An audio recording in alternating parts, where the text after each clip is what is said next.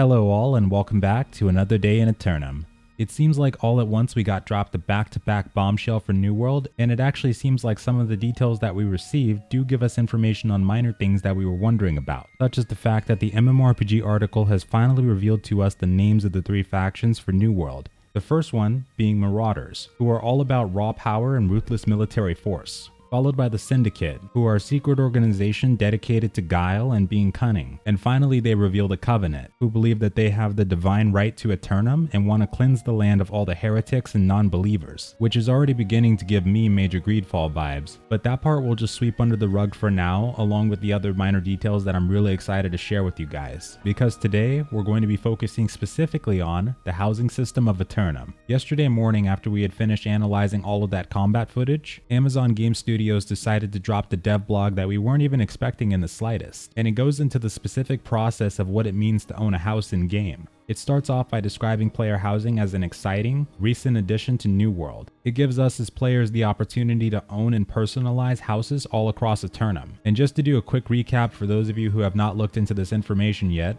all of the houses that we have in game that we know of are located in places called settlements. These settlements are able to be captured and fought over by what are known as companies, which in other games would be classified as guilds. When you take over a settlement either by purchasing it outright if no one owns it, or declaring war to either attack or defend it, the leader of the company then becomes the governor of the settlement. The governor and his consuls, which act as officers, are able to manage and upgrade the settlement through the form of setting town projects to upgrade crafting benches and provide territory-wide buffs to resident owners. They also have the ability to set taxes, which, as you probably guessed, do include housing taxes as one of the forms of income. The blog continues to say that multiple players can purchase the same physical housing location, but they will only be able to see their own property and decorations unless they are visiting someone else's house. This means that by default, when you enter a settlement and look at a housing spot, you will by default see your own housing spot first, and that's regardless of who else has a home there. And that will change to where you can see someone else's house only if you are a part of their group and pay them a visit. For those of you who are wondering exactly how this housing system might work, a good example of a game that does this is Black Desert Online, which pretty much does follow the same concept. This also prevents issues arising like land rushing that you would see in a game like ArcAge, or would have seen back when it first launched, I should say.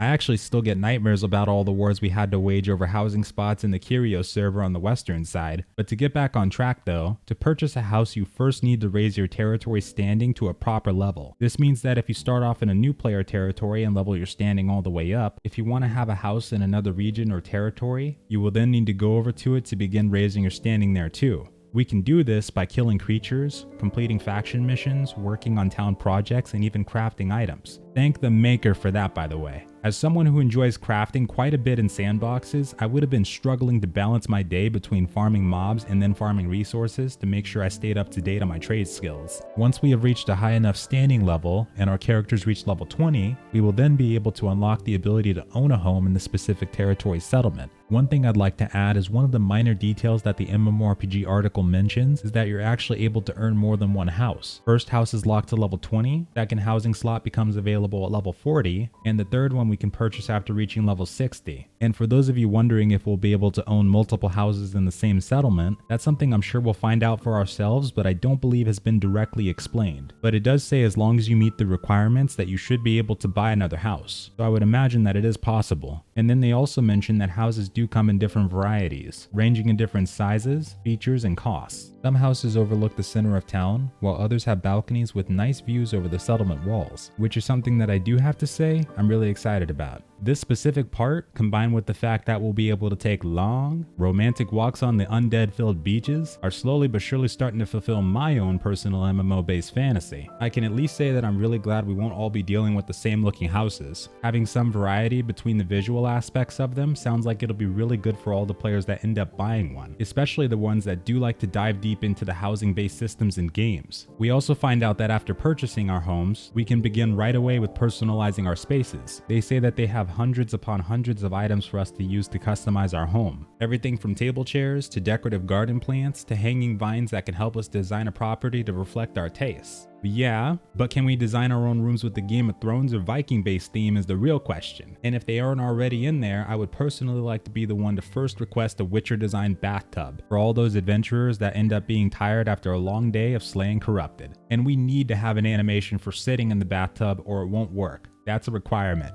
They also say, which I almost carelessly glossed over, is that we'll actually be able to not only get pieces of furniture or ornamental items that can be crafted, but also on our adventures we'll be able to find pets to bring back home with us. All jokes aside, even though it's going to be awesome to craft furniture for anyone that does it and probably going to make a butt ton of money, if we're somehow able to capture these ancient guardians or lost mobs to take home as pets, I think it's safe to say we'll be getting a successful housing system in our hands. I'd even settle for a corrupted based direwolf that I'd name Bubbles.